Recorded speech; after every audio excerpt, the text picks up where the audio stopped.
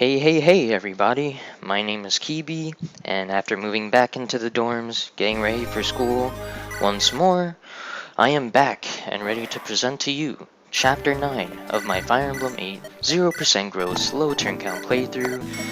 Chapter 9 is a long one, it's 16 minutes long I believe, so sit back, relax and enjoy, maybe grab a snack while you're at it.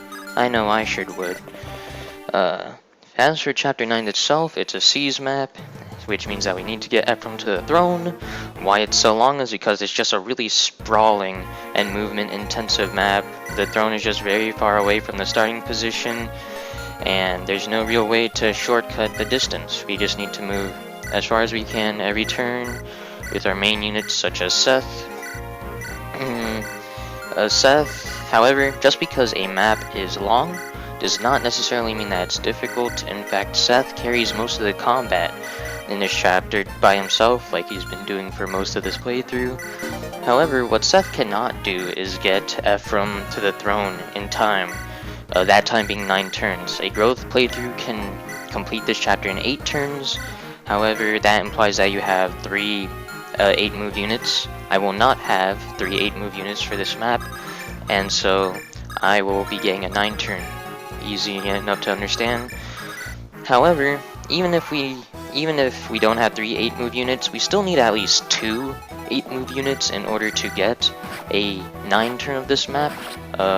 Seth alone will not do, and that's why we are promoting Forde in this map.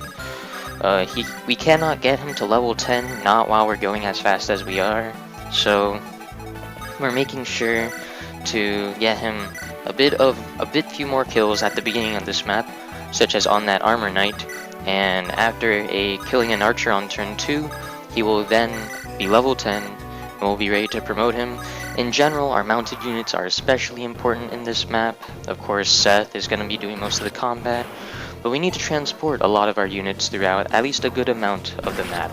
And so that is why we need to be relying on all of our cavaliers and Vanessa in order to progress our units through the map. We also got a new mounted unit in this map. Her name is Tana. You might have missed her because she's not in our initial starting formation. She is in a little jail cell looking thing at the north of the map. Not visible right now, but will be visible throughout some of the chapter. Because it is a jail cell and we don't have the resources to really break her out, she will not be seeing any use in this particular map. However, in general, having an extra flyer is great. She even has better combat than Vanessa, so that's even better. She can do some things that Vanessa cannot. And in general, having 2 flyers to rescue drop people around is very useful. So she will be a big player throughout most of the game. In the meanwhile, we have to dealing with most of these enemies. Seth can deal with a majority of them, however, there are going to be some other enemies that Seth will not really be in position to deal with, especially considering our pace.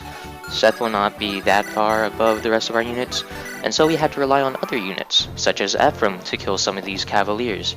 That's very good because Ephraim is of course good at killing cavaliers. However, Ephraim's bulk is not too great, as I've iterated before in this playthrough. He has a hard time taking 2 hits. In fact, as you can see, he's left with 5 HP after taking those 2 cavalier hits, and that explains why we had to give him the Angelic Robe at the beginning of this map. If he didn't have the Angelic Robe, he would have died right there. However, the Angelic Robe's plus 7 HP allows him to take these extra hits, and of course that's very nice because he's one of our best combat units. I would say, yeah, he's probably our best combat unit after Seth. So that's a very important thing, and being able to take hits only improves his combat further, which will be important in this map and a few others as we continue on. While we have the time, an entire 9 turns, another side objective that we want to accomplish in this map is getting as much experience as we can on our staff units, that being Moulder and Natasha. We don't have Mend. Spamming Mend on this map could have been pretty cool, but I kinda goofed, so we won't really be having access to that. But Heal and especially Restore will do. In general, the priest at the beginning of this map has a sleep staff. Sleep is a pretty nefarious status that incapacitates our units for at least 5 turns. That's no good. However, we have a resource staff, so at least for this beginning part, that is no issue.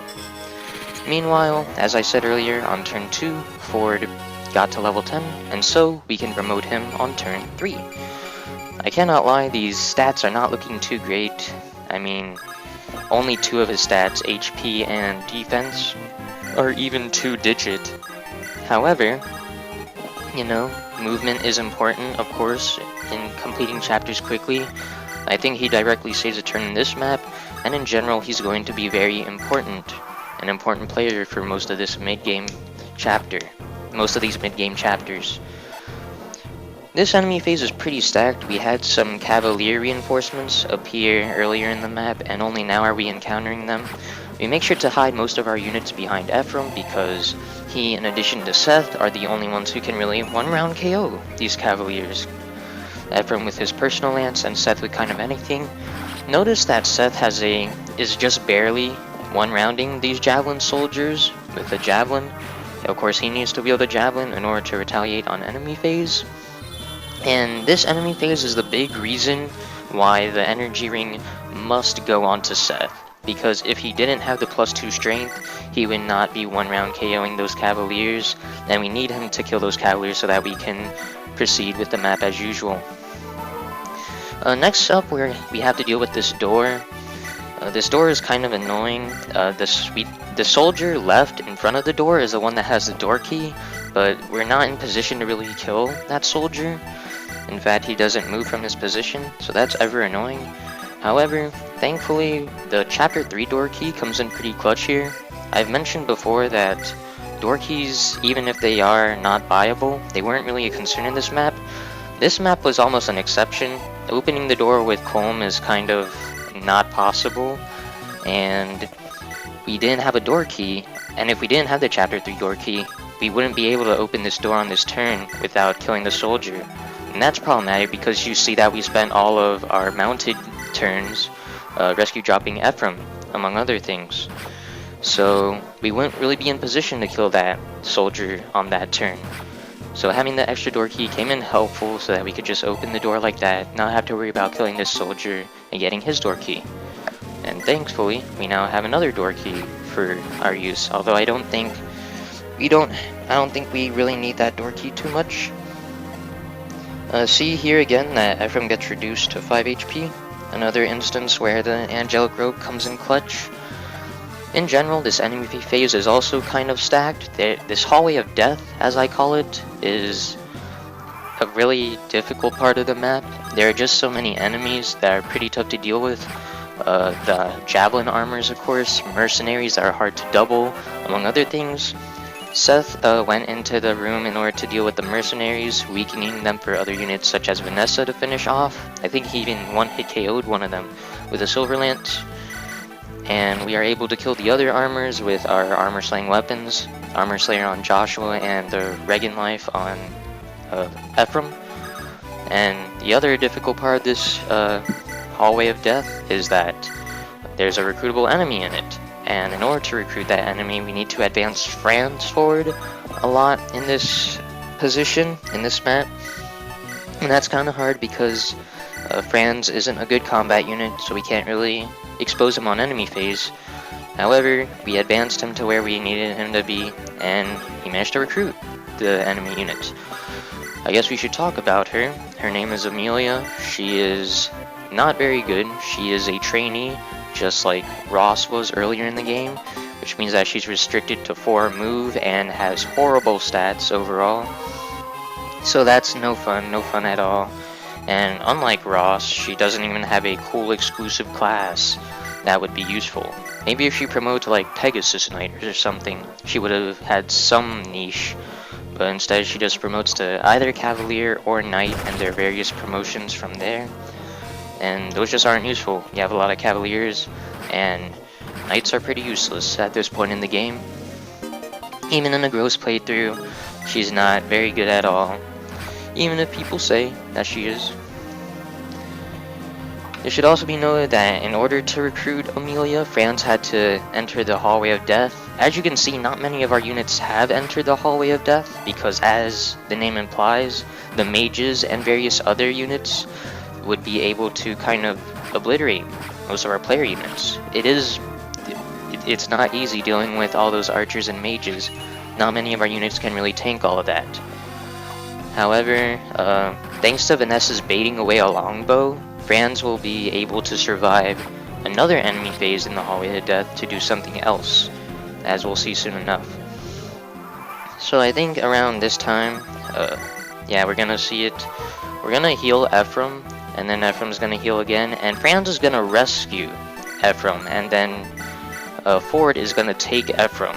And the initial reaction might be, well, why didn't you just rescue Ephraim with Forde directly?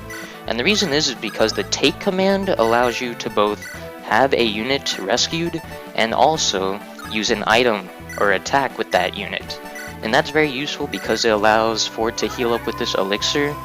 Otherwise, he would still be at his reduced HP and get easily finished off by something such as a cavalier. Speaking of cavaliers, they're coming up from the north, and as if we didn't want to proceed through the Hall of Death already, those cavaliers are even more incentive to not proceed onward, because not many arenas can deal with them either, and in general, those cavaliers were kind of blocked the way, the progression towards the throne, because they would just, basically, if we don't just rush through them with our paladins, the alternative would be to kill all of them.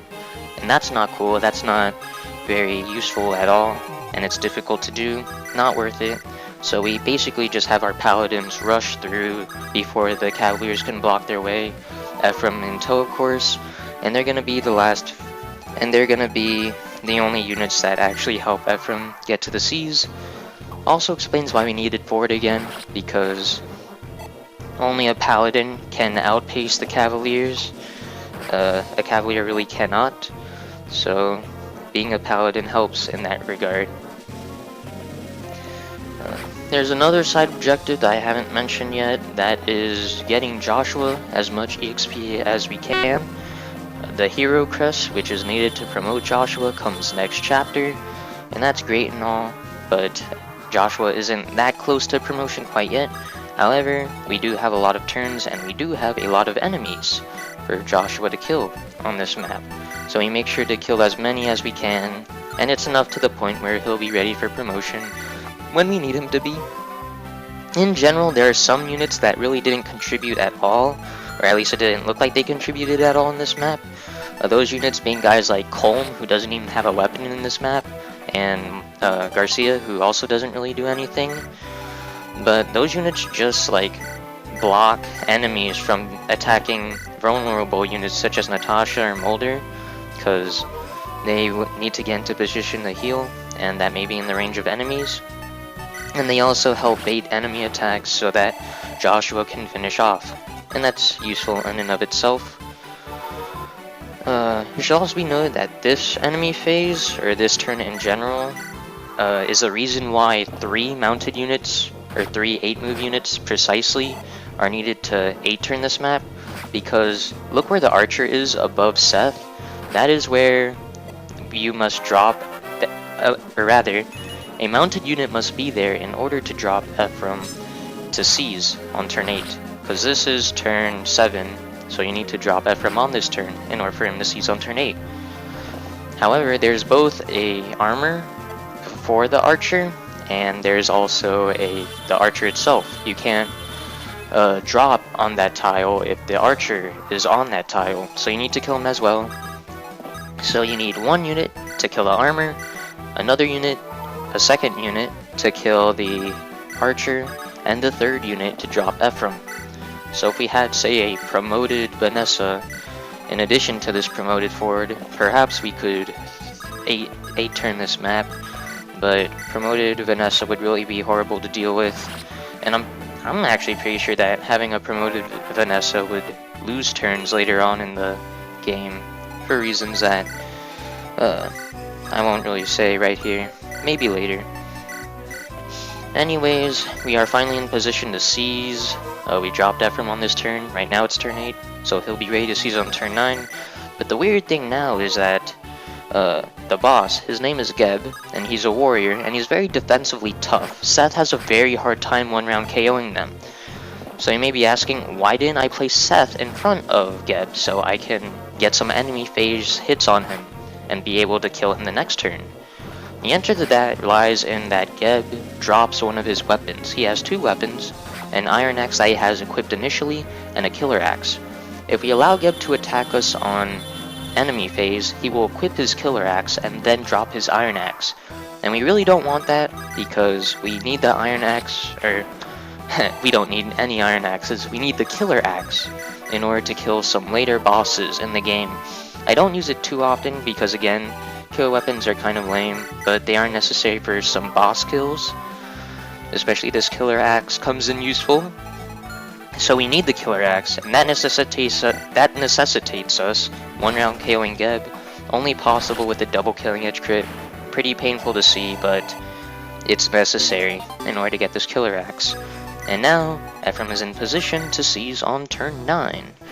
So that's chapter 9, completed in 9 turns. I'll see you guys next time.